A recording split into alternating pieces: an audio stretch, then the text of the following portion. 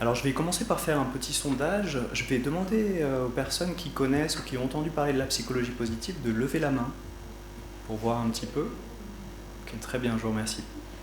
Alors, la psychologie positive, c'est une orientation très récente puisqu'elle a été fondée dans les années 2000 par Martin Seligman, un grand chercheur américain qui a travaillé sur l'impuissance acquise et sur la dépression. Alors on peut se demander comment ce chercheur en est venu à étudier les aspects positifs de l'expérience de l'être humain.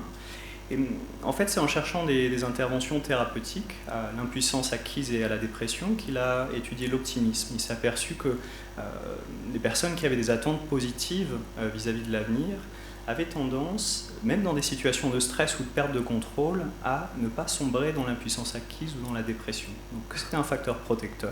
Et progressivement, il s'est intéressé donc aux traits positifs de l'être humain, à l'expérience subjective positive. Il a donc fondé, avec d'autres chercheurs américains, la psychologie positive. Donc c'est un courant ou une discipline qui s'intéresse de manière scientifique aux conditions et aux processus qui contribuent à l'épanouissement et au fonctionnement optimal des individus, des groupes et des institutions. Donc fonctionnement optimal dans une perspective humaniste, pas dans une perspective de performance professionnelle ou entrepreneuriale, mais vraiment dans cet aspect d'adaptation à son environnement et d'épanouissement. Ça, c'est une œuvre de Bansky qui représente bien la perspective naïve qu'on pourrait avoir de la psychologie positive. C'est souvent le mot positif véhicule une représentation un peu naïve ou simpliste de cette discipline. Il s'agit de mettre la poussière sous le tapis. Et s'il y a une psychologie positive, alors il y aurait une psychologie négative. Donc vous voyez, cette représentation du positif amène vraiment à des représentations un peu simplistes. Alors que pour moi, la psychologie positive, elle est beaucoup plus décrite de cette manière-là, où justement, on va pouvoir réorienter notre attention vers des choses qui sont positives à l'intérieur de nous, vers des ressources personnelles, mais aussi vers des ressources qui sont présentes dans notre environnement, et favoriser un engagement, une activation comportementale vers des activités qui amènent à cultiver des émotions positives, à cultiver ces ressources et à cultiver un sens dans notre vie. On s'aperçoit qu'on a tous un biais de négativité, cette tendance à se focaliser sur les expériences qui sont désagréables ou problématiques du quotidien. À la fin d'une journée, on va plutôt ruminer les expériences négatives pendant parfois plusieurs heures ou plusieurs jours, mais on va rarement ruminer pendant plusieurs heures ou plusieurs jours les expériences positives. Donc, le but de la psychologie positive, c'est pas de nier ces expériences ou ces émotions, bien au contraire, c'est de les ressentir, c'est de les vivre et de les comprendre, mais c'est aussi de pouvoir réorienter notre attention vers toutes les réalités, et y compris les réalités positives, agréables, même si elles sont exceptionnelles. Donc c'est vraiment cette idée de rééquilibrer notre attention et de ne pas faire de discrimination entre les émotions positives et les émotions négatives. Alors évidemment, c'est une discipline qui n'est pas uniquement fondamentale. À partir des connaissances scientifiques, le but est de produire des interventions en psychologie positive. On peut les définir comme des approches thérapeutiques ou des activités intentionnelles qui visent à cultiver des émotions, des comportements et des conditions positives. Alors le mot positif n'est pas absolu, évidemment, c'est toujours relatif à un contexte particulier. Donc Seligman, en fait, a changé de paradigme. Et si on reprend la définition de la santé de l'OMS, on s'aperçoit que on ne peut pas définir la santé uniquement comme une absence de pathologie ou de souffrance, mais également comme un état complet de bien-être psychologique, social et physique. Et du coup, Seligman change de question et ne se dit pas comment est-ce qu'on ne peut plus souffrir, mais comment est-ce qu'on peut être plus heureux. Et ce sont deux approches qui sont évidemment complémentaires et pas opposées. Et en essayant de cultiver des traits positifs ou de cultiver une expérience subjective positive, on peut se demander pourquoi est-ce qu'on cherche à faire ça. Donc déjà, la première réponse est parce que c'est agréable et cette raison est suffisante, mais aussi parce que ça va apporter un effet protecteur. On s'aperçoit que les deux méta-analyses sur les interventions en psychologie positive montrent qu'elles présentent une efficacité pour augmenter le niveau de bien-être subjectif et psychologique, donc le niveau d'émotion positive, mais aussi la capacité de bon fonctionnement de l'être humain. Mais ces interventions vont également contribuer à diminuer les symptômes dépressifs, donc elles vont quand même diminuer la souffrance. Alors, Ces deux méta-analyses montrent que, premièrement, il y a deux effets modérateurs. Premièrement, c'est que les interventions sont beaucoup plus efficaces lorsque le patient choisit lui-même le type de pratique et de s'impliquer lui-même. Donc on voit bien que la motivation interne est un facteur essentiel, le fait d'être acteur de sa thérapie est vraiment important. Et le deuxième modérateur, c'est que c'est d'autant plus efficace pour les personnes qui souffrent de dépression. Donc on n'a pas un courant qui s'applique uniquement à des personnes qui n'ont pas de problèmes psychopathologiques et qui souhaitent aller mieux, mais aussi à des personnes qui sont en souffrance. Et ces personnes-là peuvent bénéficier en tout cas de ces interventions. Et on a une étude de Hoffman en 2014 qui a été présentée par Déborah tout à l'heure. C'est une étude dans laquelle Hoffman a sélectionné 61 patients et il leur a proposé 9 pratiques de psychologie positive, des pratiques qui visent à cultiver des émotions positives comme la gratitude, à s'appuyer sur ses ressources, sur ses forces personnelles et à les mettre en pratique au quotidien, des pratiques qui visent à développer l'altruisme et d'autres pratiques encore. Et il a premièrement testé, il voulait s'assurer que ces pratiques étaient adaptées pour des personnes qui sont hospitalisées pour des idéations, des comportements suicidaires. Donc les premières mesures, ça a été de voir est-ce que les patients réalisent les exercices, est-ce qu'ils estiment que c'est utile pour eux. Donc 89% des exercices assignés ont été réalisés par les patients, par les 61 patients, et 72% des commentaires qualitatifs sont positifs, c'est-à-dire que les patients qui ont fait ces exercices relatent un effet agréable, un effet positif de ces exercices.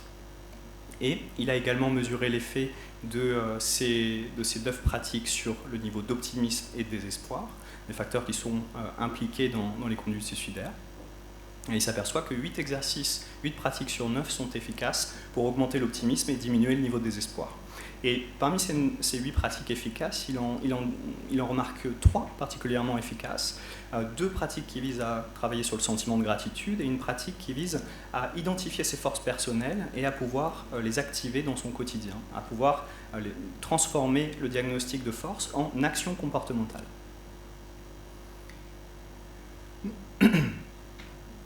Alors, dans cette présentation, je vais vous présenter 3 piliers de la psychologie positive. Premièrement, les émotions positives, les émotions agréables.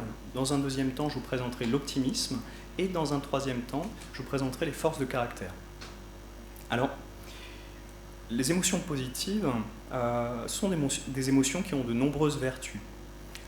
Si on regarde la littérature scientifique, les études empiriques et expérimentales, on s'aperçoit que les émotions positives vont avoir des effets de maintien et des effets positifs sur la santé physique, sur la santé mentale, avec des stratégies de coping qui sont plus adaptatives, avec des stratégies cognitives qui sont plus efficaces, plus de créativité, plus de flexibilité cognitive, et sur la santé sociale également. On va avoir plus de comportements prosociaux et on va davantage s'ouvrir vers les autres.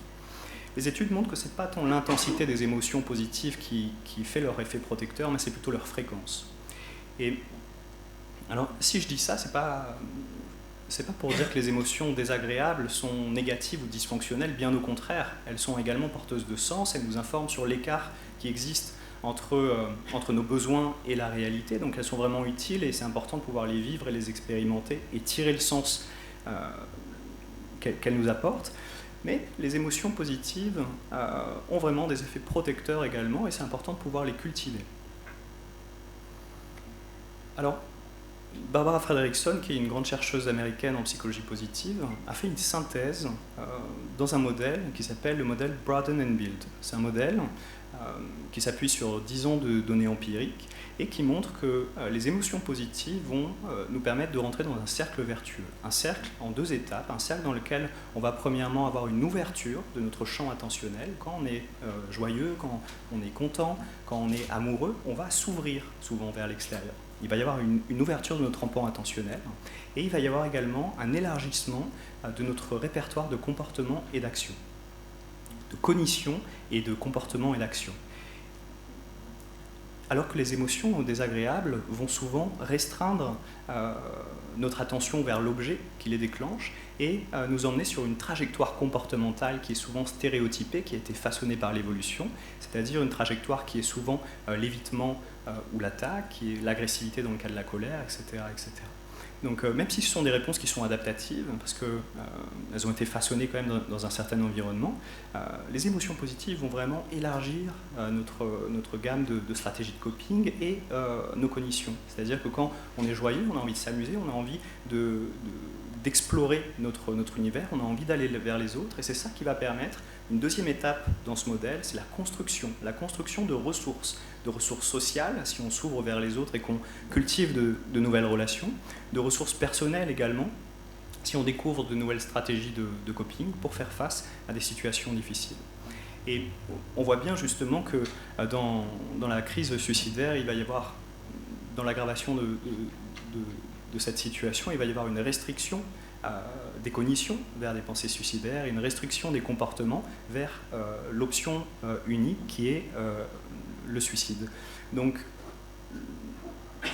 le but, c'est également de pouvoir induire, de pouvoir cultiver des émotions positives chez les patients qui sont en grande souffrance ou en grande difficulté pour leur permettre d'ouvrir, d'élargir leur répertoire de cognition et de comportement, et pour permettre aussi aux thérapeutes d'avoir une fenêtre de travail, une fenêtre où le patient va être curieux de découvrir d'autres mécanismes de coping, et ce sera une fenêtre sur laquelle on pourra travailler des stratégies de résolution de problèmes, d'autres stratégies de coping ou d'autres rapports à entretenir avec ses émotions. Voilà. Ça pose aussi la question de la place qu'on fait aux émotions agréables ou aux émotions positives dans les séances de thérapie. Que souvent on va faire beaucoup de place aux émotions négatives, et c'est vraiment essentiel, puisque le patient ne se sentirait pas écouté dans sa réalité. Mais quelle place est-ce qu'on fait aux émotions agréables, puisqu'elles ont vraiment ces vertus et cette utilité? Donc l'objectif, c'est pas de supprimer la place qu'on fait aux émotions négatives, c'est essentiel que le patient se sente écouté, mais c'est aussi, en psychologie positive, c'est vraiment d'accorder une place à toutes les réalités, y compris aux réalités agréables, même si elles sont minoritaires dans la vie du patient, mais aussi dans sa perception de sa vie. Alors, je vais prendre l'exemple d'une émotion qui a déjà été abordée dans les 2 dernières présentations, qui est la gratitude. En psychologie positive, notre but, c'est d'essayer de travailler sur les émotions positives. La gratitude est une émotion qui présente de nombreux facteurs protecteurs. Vous avez une étude expérimentale de Emmons et McLaw en 2003 qui montre que les personnes qui sont dans un groupe où elles cherchent où la consigne est de se rappeler au cours de la semaine ou au cours de la journée des situations pour lesquelles elles se sentiraient reconnaissantes ou pour lesquelles elles ont eu de la gratitude, sont des personnes qui vont avoir plus d'optimisme, évaluer leur vie de manière plus satisfaisante, avoir un sentiment de connexion et d'appartenance sociale qui est plus fort, avoir plus de comportements altruistes également, rapporter moins d'affects négatifs, avoir plus d'affects positifs, avoir moins de symptômes physiques et rapporter un engagement dans les activités physiques qui est plus élevé, et avoir un meilleur sommeil en termes de quantité et de qualité. Et une étude longitudinale de Wood en 2008, avec des collaborateurs, montre que les personnes qui ont une tendance à porter leur attention vers des sentiments de gratitude ou vers des choses vers le sentiment vers la chance de... Bon, j'ai du mal à formuler cette phrase, c'est pas très grave, mais les personnes qui arrivent à porter leur attention vers des choses qu'elles possèdent, vers des... Bon, c'est pas grave. En gros, elles arrivent à percevoir beaucoup plus de soutien social et avoir moins de symptômes de stress et de dépression. Donc c'est vraiment une émotion qui est vraiment intéressante, puisqu'elle vient contrebalancer un cercle vicieux ou des tendances comportementales chez les patients qui peuvent souffrir de dépression ou qui peuvent présenter des idéations, des conduites suicidaires, notamment l'isolement social, où la gratitude va au contraire nous rapprocher des autres, l'évaluation qu'on fait de notre vie au présent, et l'évaluation de notre futur également. Donc c'est vraiment une émotion qui est protectrice. En psychologie positive, on a 2 outils principaux pour travailler sur cette émotion. C'est le journal de gratitude. Donc chaque jour, on demande à nos patients de noter 3 choses pour lesquelles ils se sentent reconnaissants. C'est quelque chose que vous pourrez pratiquer dès ce soir si vous le souhaitez. Et un autre exercice, c'est ce qu'on appelle la lettre de gratitude, c'est de pouvoir demander aux patients d'identifier une personne qui leur a apporté quelque chose à un moment donné de leur vie. Ça peut être un professeur, une personne de leur famille, un ami, quelqu'un d'autre, et d'essayer de rédiger une lettre de remerciement à cette personne et de noter tout ce que cette personne leur a apporté et l'impact que ça a pu avoir sur elle. Et ces exercices visent dans un premier temps à induire un état de gratitude dans le moment présent, mais aussi à travailler le style cognitif de nos patients, les habitudes cognitives, puisque si chaque soir vous portez votre attention vers les choses qui sont bien passées dans votre journée, déjà vous allez remplacer les ruminations peut-être par des comportements de réorientation de l'attention vers des choses agréables, mais en plus de ça, vous allez développer une flexibilité cognitive qui vous permet de plus facilement porter attention, de plus facilement remarquer de manière automatique les choses qui sont bien passées dans votre journée. Donc le but, c'est aussi de diminuer le seuil de déclenchement de la gratitude. On peut l'avoir pour des situations extrêmes. Si quelqu'un vous a sauvé de la noyade, vous aurez peut-être beaucoup de gratitude, mais beaucoup moins si le boulanger vous a souri ou si un ami vous a envoyé un message gentil, sans raison particulière. Donc le but, c'est vraiment d'abaisser ce seuil de gratitude pour que vous le ressentiez de manière beaucoup plus fréquente. Voilà, j'ai terminé pour les émotions positives. Maintenant, je vais passer à l'optimisme. Alors, on sait que le rapport au futur est impliqué, est assez connecté à la santé mentale. Si le futur est envisagé de manière catastrophique, on sent que ça va développer une tonalité anxieuse. Si le futur est envisagé de manière fade et sombre, on sent que ça va être plutôt une tonalité dépressive ou triste qui va se développer. Et lorsqu'on est dans un désespoir profond, il y a un risque suicidaire qui est important. L'optimisme est donc un facteur protecteur, un facteur modérateur entre des situations, des facteurs de stress et des réactions suicidaires de la part des personnes. Alors, la littérature montre que l'optimisme a de nombreuses vertus. On a deux grands modèles, beaucoup de modèles de l'optimisme et deux modèles en psychologie qui ont reçu le plus de soutien empirique. C'est le modèle de l'optimisme dispositionnel et le modèle des styles explicatifs de Abraham et Seligman. Et ces deux modèles prédisent le même effet, c'est que quand on est optimiste et qu'on s'attend à des issues positives dans notre avenir, on va évidemment penser que nos buts sont accessibles et donc s'engager plus facilement dans les stratégies de coping qui sont actives vers notre but. Alors que quand on est plutôt pessimiste, on va plutôt se désengager de nos buts puisqu'ils nous paraissent inaccessibles. Donc on va être plutôt dans l'évitement et dans des stratégies de coping plus passives. Donc ça, c'est quelque chose qui a été validé par la littérature scientifique. La littérature scientifique va plus loin et montre que l'optimisme prédit et cause également, ce n'est pas juste des études corrélationnelles, mais des études expérimentales, cause une performance scolaire, professionnelle et sportive, et notamment après un échec. C'est-à-dire que des sportifs ou des étudiants, après avoir eu une mauvaise note ou une mauvaise performance, ils vont être capables de rebondir plus facilement s'ils sont optimistes. Alors que s'ils sont pessimistes, ce signal négatif va les amener à avoir moins de persévérance et à se désengager. Évidemment, ça joue sur la santé physique et mentale, avec moins de symptômes dépressifs, moins de résignation acquise ou apprise, un bien-être subjectif supérieur et un fonctionnement du système immunitaire qui est préservé. Évidemment, on n'est pas dans un optimisme magique, il ne s'agit pas de se dire qu'on va gagner au loto, qu'on va être très heureux ou qu'on va atteindre nos objectifs sans rien faire. C'est vraiment un optimisme qui est adaptatif, c'est-à-dire un optimisme qui passe par des variables médiatrices, par des stratégies de coping qui sont actives et qui vont nous permettre de nous engager dans des comportements de résolution de problèmes et d'engagement. Donc on va vraiment distinguer l'optimisme adaptatif et l'optimisme qui est plus naïf.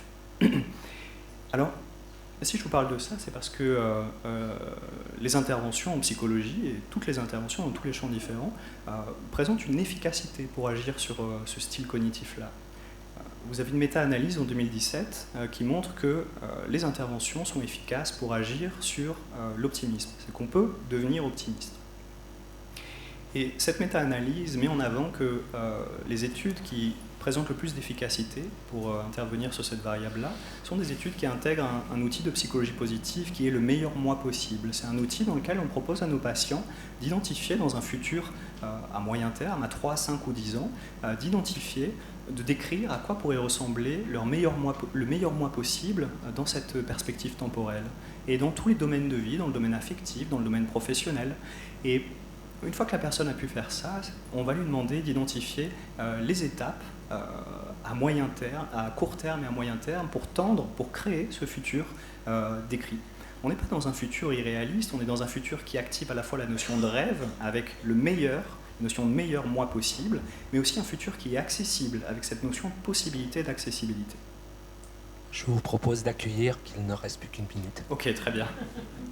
Et bien, dernière diapositive, ça tombe très bien. Je vais terminer avec les forces de caractère. Donc Seligman, c'est Seligman et Peterson qui ont proposé d'étudier les forces de caractère de l'être humain Pour, premièrement, une raison, c'est qu'on a souvent ce paradigme de traiter ce qui dysfonctionne chez nos patients. On va explorer les situations où il y a des problèmes, on fait souvent une analyse fonctionnelle en explorant les situations où le problème survient, mais très peu les situations où le problème ne survient pas, très peu les exceptions, et on va essayer de développer chez nos patients ce qui leur manque. Il existe un autre paradigme qui est de pouvoir s'appuyer sur les ressources de nos patients. Évidemment, on le fait plus ou moins tous, mais pas toujours de manière systématique. Et la deuxième raison pour laquelle Seligman s'intéresse aux forces de caractère, c'est parce que alors j'ai oublié cette raison, elle me reviendra peut-être dans une seconde.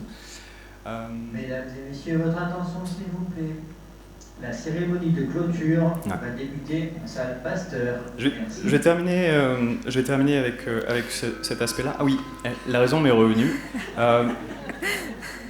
En fait, c'est qu'en tant que professionnel, on va aussi, nous, orienter notre attention vers les pathologies ou vers les vulnérabilités de nos patients. C'est qu'on va diagnostiquer leurs difficultés, on va poser un diagnostic sur leur pathologie, mais on n'a pas d'outil diagnostic, on n'a pas d'outil statistique pour poser un diagnostic sur leurs ressources et leurs forces. Et du coup, Seligman décide de créer un outil qui est complémentaire au DSM pour justement diagnostiquer les ressources de nos patients. Pas dans le but de se dire il n'y a que des ressources et il n'y a pas de faiblesse. Bien sûr, l'étiquette diagnostique nous sert en tant que professionnel, mais c'est plutôt pour orienter l'attention vers toutes les réalités et pas uniquement les réalités qui sont dysfonctionnelles.